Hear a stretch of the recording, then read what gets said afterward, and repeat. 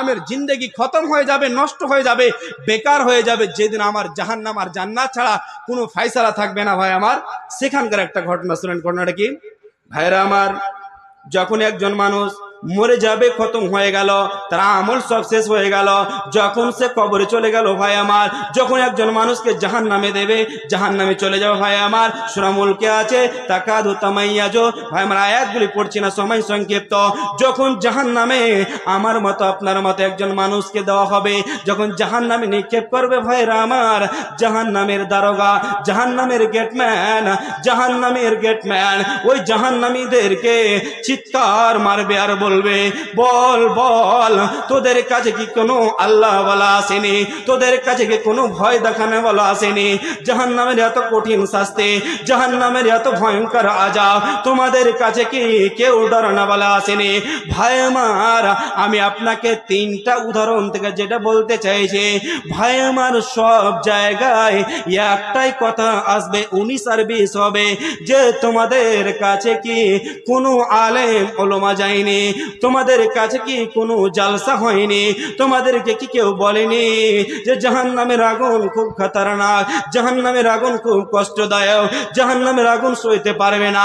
ভাই আমার, সূরা আরাফের ভিতরে আছে আল্লাহ তাবারাক ওয়া তাআলা জাহান্নাম আর জান্নাতের মধ্যস্থলে একটা জায়গা কায়েম করবে, একটা জায়গা বানাবেন, যে জায়গাটার নাম হলো আরাফ। ওই আরাফে কিছু লোক থাকবে ভাই আমার, যাদের গুনার নেকি সমান সমান, যাদের গুনাও নাই নেকিও নাই, একেবারে সমান সমান হয়ে গেছে।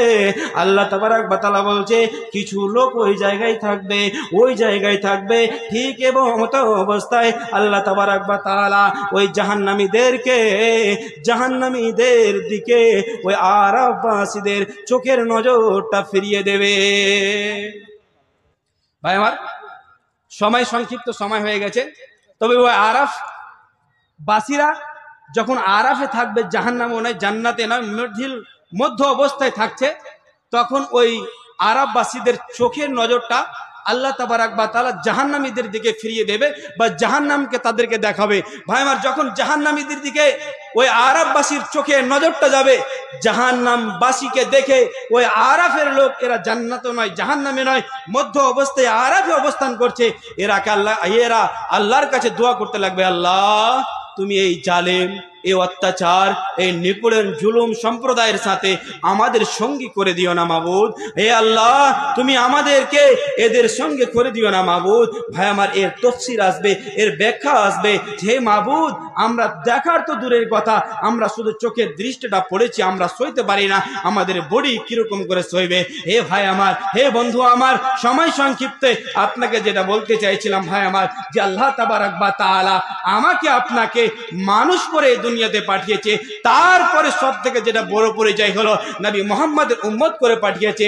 যে নবী মুহাম্মদকে কিয়ামতের যেটা সব থেকে বড় আলামত, সে লোক, সে প্রাণীটাও যদি বলতে পারে, সে আলামতটাও যদি বলতে পারে যে নবী মুহাম্মদকে পৃথিবীবাসীর উচিত হবে মেনে নেওয়া। তবে আজকে ভাই আমার, কেন আমরা নবী মুহাম্মদকে মানবো না? কেন আমরা নবী মুহাম্মদের ইতাআত করবো না? কেন আমরা নবী মুহাম্মদের অনুসরণ করবো না? ভাই আমার, আজকে আমরা কি করে বাজারে হাটে ঘাটে, আজকে কি করে আমাদের মা বোন, কি করে আজকে আপনার বেটি, আমার বোন, আপনার বোন কি করে আজকে বেপরদায় বেহায়াপনা করে বাজারে ঘুরে বেড়াতে পারে? ভাই, আপনার ডাঁটনি নাই, আপনার সাপোর্ট নাই, আপনি পুরুষত্ব হারিয়ে ফেলেছেন মনে হয়।